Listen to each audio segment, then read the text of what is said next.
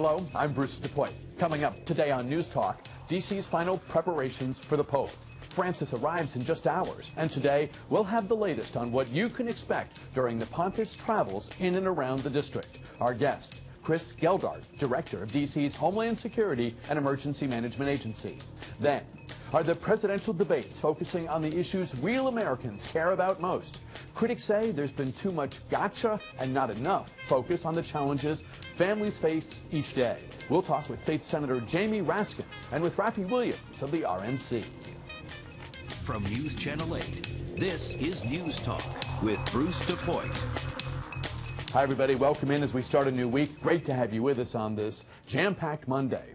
We're now just hours from Pope Francis's visit to Washington. He arrives from Havana tomorrow, the first leg of a three-city swing that will take him eventually to New York and Philadelphia. Local officials have been preparing for this moment for months. Joining us now, Chris Geldart. He's head of D.C.'s Homeland Security and Emergency Management Agency. Welcome. It's great to have you here. Good morning, Bruce. This is probably as big an undertaking as folks in your world, and this would extend to, one imagines, to Metro and to MPD and to countless other local, regional, and federal agencies. This is just about as big as it gets when you think about the sorts of crowds we're expecting and how different life will be for 72 hours or so. Yes, sir. It is. We're not a stranger to this in the district. We do this frequently. As a matter of fact, the event is dubbed a National Special Security event. It's assigned that by the Secretary of Homeland Security. There have been 50 of those in the lifetime of the program since about 1995. 25 of those 50 have happened here in the District of Columbia. So we're no stranger to this. We've been preparing. The district is ready for the Pope. We're excited that he's coming. And we're taking the necessary precautions we need to make sure folks know, how do you see the Pope? How do you get to be involved in the events? And then how do we do it as safely as possible? Do you have a good working guesstimate of how many people will not go to work in the on one or two of the days the Pope is here? The federal government has urged folks who can telework to do so, but it's hard to know until Tuesday and Wednesday and Thursday come what decisions and opportunities and options people are going to actually have. How do you face that aspect of it? We have been working closely with the Office of Personnel Management. They have asked the federal workforce to telework or use their adjusted schedules if possible.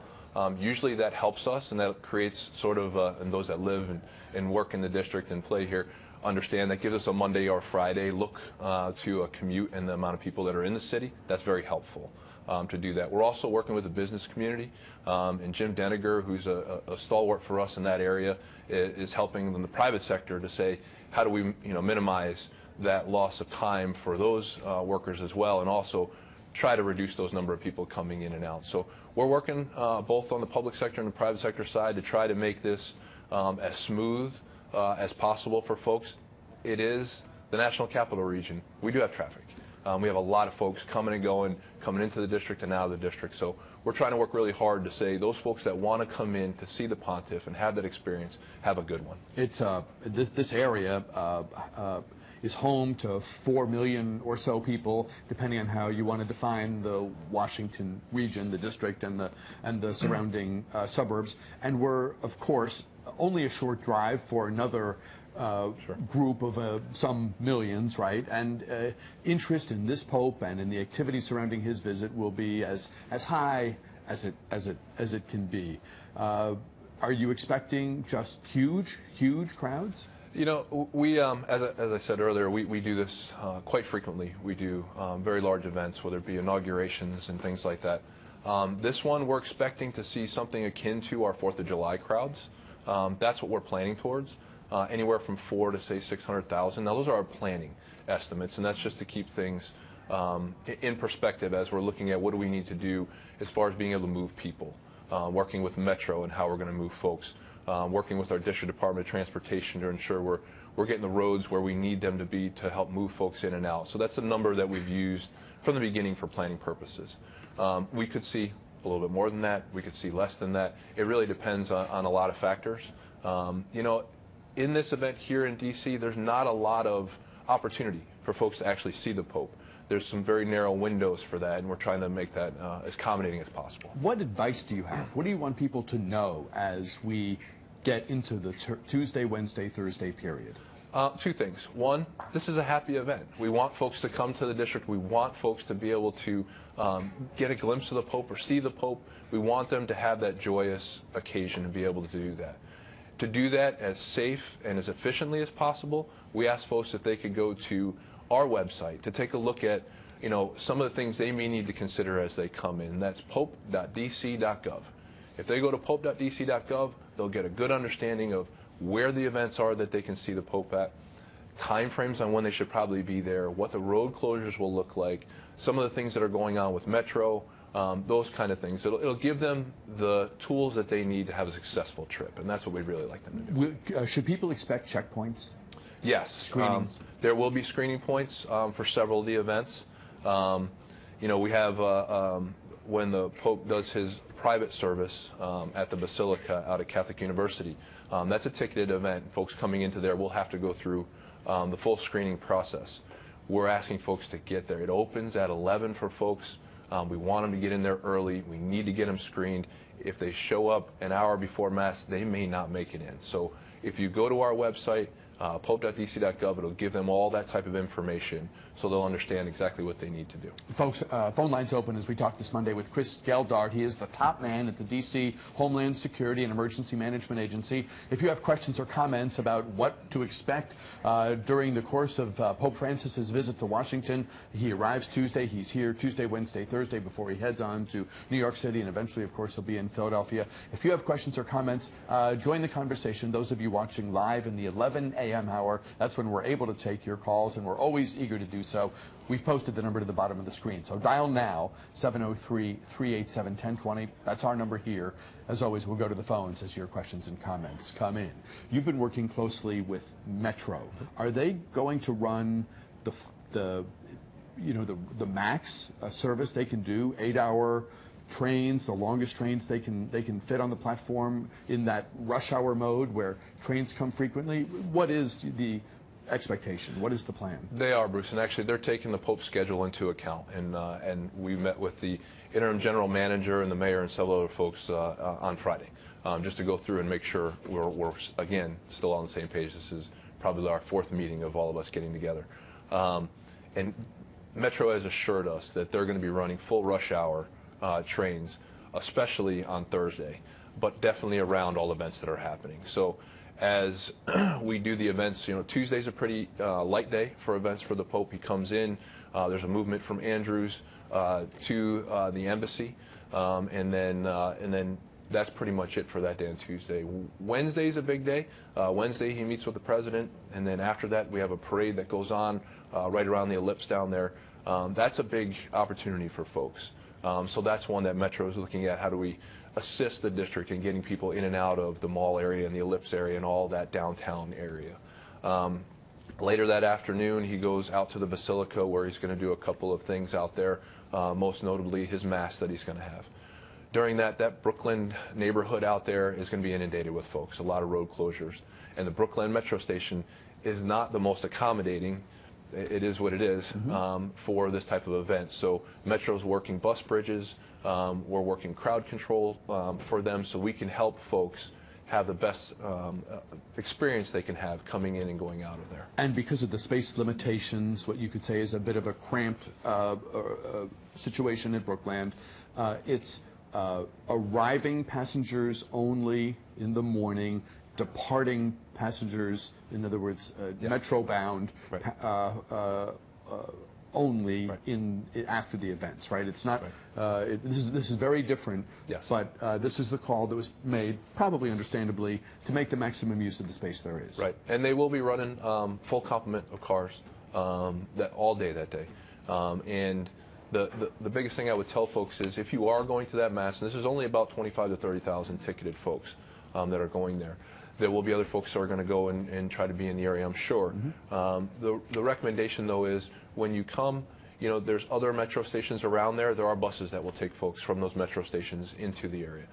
Vice versa, when you're coming out, it'd be good for folks if they took those buses to other stations. You're going to just find it much easier if you do that. So take advantage of the things that are there for folks. What's the expectation? What do you want people to know about driving in D.C. during the Pope's stay? As our residents and National Capital Region folks know, traveling in and around the region, it's always traffic is not as challenging. Exactly, traffic is not far off for us here in the area. It's not going to be any different for this. There are going to be folks that are going to be trying to drive in. There's going to be road closures around the major events. So if you go to pope.dc.gov, you'll understand where those road closures are. My recommendation is if you don't have to drive on those 2 days, don't. Wednesday and Thursday are probably not good days to do a windshield tour of the District of Columbia. To what extent is your planning for the Pope's visit complicated by, for lack of a better word, the other events that are happening here? Big concert at Verizon, and as luck would have it, the Nats are playing the Orioles here. I think it's a 3-game homestand or a 3-game set with the O's. As all this other activity is happening, a complicating factor to what extent? You know, it adds more folks coming in and going, from the city. Again, the recommendation is use the public transportation if possible. Driving is going to be difficult. Folks are going to be stuck in traffic. If you're coming to the game and leaving the game, normally there's traffic coming in and out.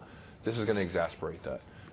You know, we do this a lot, though, Bruce. So we're used to having games going on while other games are going on. Luckily, our hockey team continued to play while our baseball team started to play. So we get used to some of those kinds of things going on. And security-wise, I think we're well in hand for those. It's just the folks that are coming and going and their experience in it. I would just heed the recommendation of folks saying use the public transportation and come in and watch our Nats beat the O's for 3 games. To what extent have you tried to game plan for the unexpected? Because if the Pope, you know, schedules events can run long or they can end early. The Pope can decide he wants to do something that wasn't on the plan, and I haven't met the person who's going to tell the Pope no. I don't know if you have, but no, we have not. But that's got to be part of the mix here, right? It is, and you know, there's that measure of flexibility. Again, what we've done is we've tried to prepare the public as best as possible, putting up our website. It's a very interactive website. You can go to the maps on there and see avenues to get around certain areas and what are alternative routes. It gives a good full schedule of what's going on. I would just ask the public to know that this is a great event for the city. It's a great event for our residents and our visitors here, and to take it that way and understand that it is the Pope, and he may want to do some things that are not on schedule, and we're going to accommodate him with that, and we're going to hope that that folks get the best experience possible. Washington Hospital Center is a key part of the region's emergency healthcare network.